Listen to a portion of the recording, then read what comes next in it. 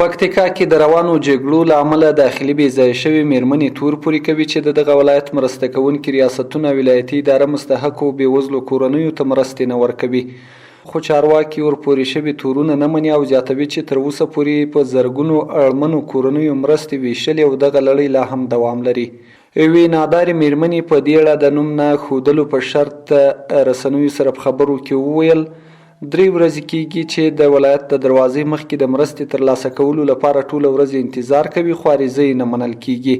هغې زیاته کړه مرستې یوازې هغه میرمنې ترلاسه کوي چې اړیکې واسطه ولري. کنکلي ورسره هغه زاړې په نوایي خواته د قومندانې مخې ته هغه ته زاره کړي کوکې والته بیا یوه مړۍ ورکړي په 4 کنکلو یې راجلا کړي. یوه بله میرمن وایي چې په کور کې د سون توکي نه لري او تېره ورځ یې د خپلو اولادونو د ګرم ساتلو په موخه د تن جامې په اور پسې کړي. هغه 6 اولادونه لري او خاوند یې چې د دې نظام د بقا لپاره یې خاوند زیاتې قربانۍ ورکړي خو اوس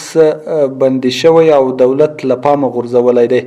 ما ګز د اور لرګي نه و د ځان کالي مې وسوځل، هغه ښځه له ما سره شایده وه، هغې لا ومزړلی ولې دې کالي ور واچول، مالي بېګه مې د اولاد پښې مې له یخه تکې شنې دي ورشي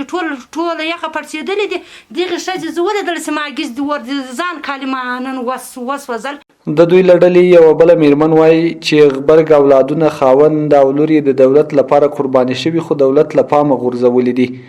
دا هم له دولت څخه غوښتنه کوي چې چارواکي د مور او میرې چلند نه کوي او د دوی د قربانیو قدر دې وکړي. خوارم یم که خواره خو واخیسته 2 زمانې مې نه وای تللي، لور مې چې په کور ده لور مې بستر له پلاره سره هغه د راته پرته ده، د یو ورځ هغه له کندهاره راوړه چې بیا موږ ووینو شل والیمان راوړي هغه د شهیدان لرم، اوس راته راسي 2 ګونۍ په کال کې راکړي هغه یې دغې ایستلې دغې په 2 ګونۍ پارته خدای ته زه ځان کرا پرې کړمه، کنکلي پې وساتم، کونډې پې وساتم، ځان پې وساتم، څه وکړم. د پکتیکا ولایتي شورا وکیل عزیز مني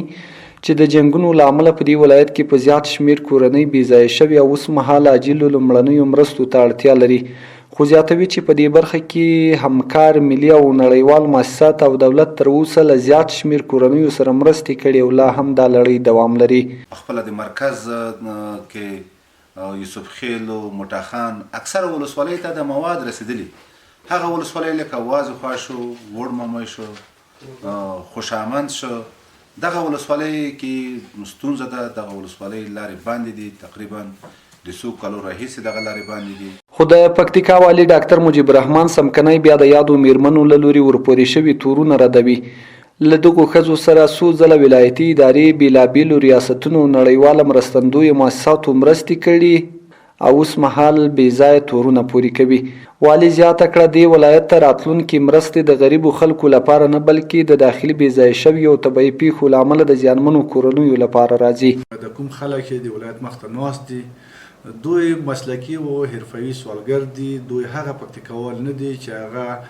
د یوې بوجۍ غنمو په خاطر راځي د ولایت مخې ته او 2 شپې 3 شپې تېرې کړي. نو موږ د دوی نه هیله کوو چې که چېرته دوی کې داخلي بې ځایه شوي وي یا د نورو ولایتونو نه راغلي خلک اوسي دوی د مهاجرینو ریاست سره په ارتباط کې اوسي. د یادونې وړ دی چې په هېواد کې د نږدې 13 کلنې جګړې له امله په سلګونو زره کورنۍ له اصلي مینو بې ځایه شوي او د ژمي په راتلو سره عاجلو لومړنیو مرستو ته اړتیا لري.